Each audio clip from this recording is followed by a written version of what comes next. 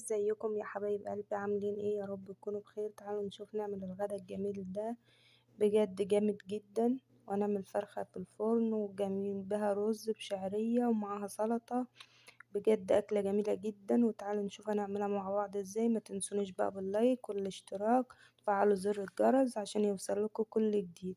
تعالوا بقى نبدأ النهاردة نشوف عملنا ايه. جبنا الكبة بتاعتنا، حطينا فيها 3 حبات بصل، 4 فصوص توم، قرن فلفل، وضربتهم كده مع بعض زي ما انتوا شايفين. خدت نص الخليط حطيته زي ما انتوا شايفين كده، والنص التاني حطيته على الفراخ. ضربت الطماطم. انا بضرب الحاجة دي مش بنعمها جامد، انا عايزاها متوسطة كده، يعني دوب اللي انا بقطعها بس كده، بدل ما اقعد ابشر واعمل، فانا بقطعها بالكبة كده.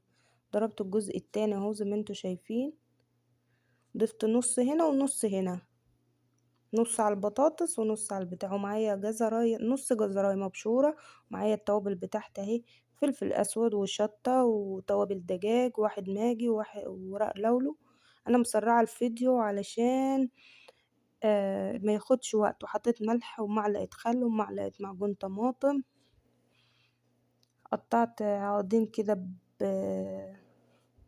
بعد ما قطعت العودين الكزبرة، وحطيت الملح والحاجات بتاعتي. ضفت البطاطس كده النص التاني، قلبته وحطيته في الصينية زي ما انتوا شايفين، ونزلت عليه بالخليط كله بعد ما قلبته كويس مع بعض. وهنا حطيت الزيت كده عشان انا هغطيها بالورق السلوفان ما تلزقش عليها. لازم الزيت ده عشان الورق السلوفان ما يلزقش عليها. وكده بعد ما غلفتها هدخلها بقى الفرن، وبعد ما تطلع هوريها لكم.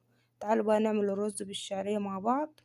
حطيت يجي 3 معالق 4 كده زيت، يعني شوية زيت كتار حبة كده، كتر ما تبخليش يعني، بس مش كتير عشان ايه، ما يكونش يعني ما يكونش فيه رز الزيت كتير.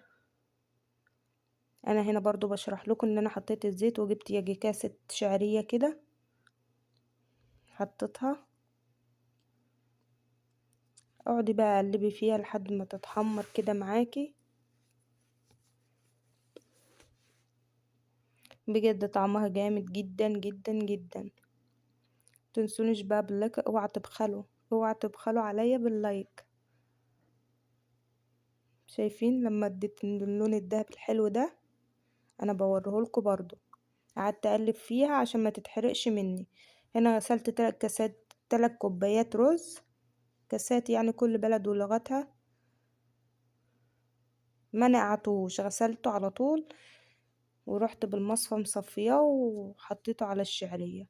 اقعد بقى اقلب فيها، قلبي بقى قلبي لحد ما الرز زي نفسها مع يعني ايه تتحمص كده مع بالزيت والحاجات دي، تديكي طعم احلى. يعني كل ما تقلبي مع في الزيت، كل ما الرز يديكي طعم احلى. قعدت اقلب زي ما انتوا شايفين بالشكل ده. تاخدوا حروف الحلة كده تبقى ست بيت شاطرة. شايفين؟ اقلب تفضلي تقلبي فيه. جبت هنا، انا ما بحطش السمنة والزبدة بتاعتك. لو سايحة انت مسيحاها قبل كده عادي ما حطيها، انما لو ما مش سايحة، زبدة صفرة زي كده وحطيتيها مع الشعرية وانت بتحمريها، بتتحرق منك وتخلي الرز اسود. في اي اكل ما تحطيش الزبدة الا الاخر. فانا حطيتها، وحطيت واحد مرق دجاج مكعب ماجي، وحطيت ورقة اللورة. وهنا ضفت الملح، وقلبتهم برضو بالشكل ده. الملح بقى حسب ما انت عايري ودوقي، حسب بقى الكمية اللي انت هتعمليها. هنا طبعا الكاسات، كاس كوباية الرز بتعايريها بالظبط عشان يطلع معاكي مفلفل. واللي انت بتعايري بيها الرز عايري بيها المية، يعني تحملي 3 كوبايات رز، يبقى 3 كوبايات مية. اهو انا بقى ما كانش عندي شوربة، لان الفراخ انا حطيتها في الفرن، ما كانش عندي شوربة، فعملت بالمية. عشان كده حطيت 1 مكعب ماجي. اهو ضفت ال3 كوبايات مية. انا بقلب كده، انا مش بعري يا جماعة صراحة.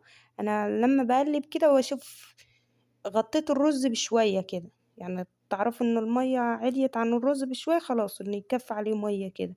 لو انت بقى مش هتعايري وكده،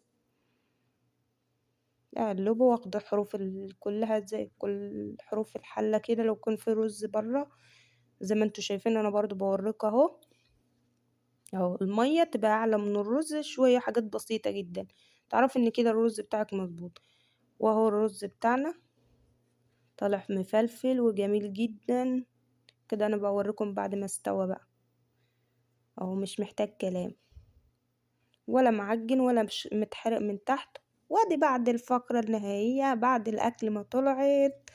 وتعالوا بقى نشوفوا، عملت طبقين سلطة كمان معتبرين كده، اديني كنت بوريهولكوا برضه اهو.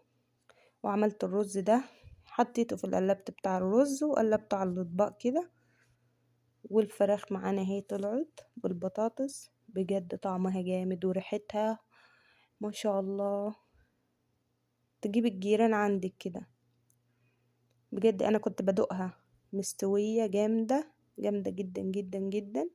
مش هقولكوا غدا سريع جدا، ما ياخدش منك وقت جدا. انت مستعجلة ومكسلة كده مش هتعملي اكل، قومي اعمليها، بجد مش هتاخد منك حاجة. بوريكم البطاطس.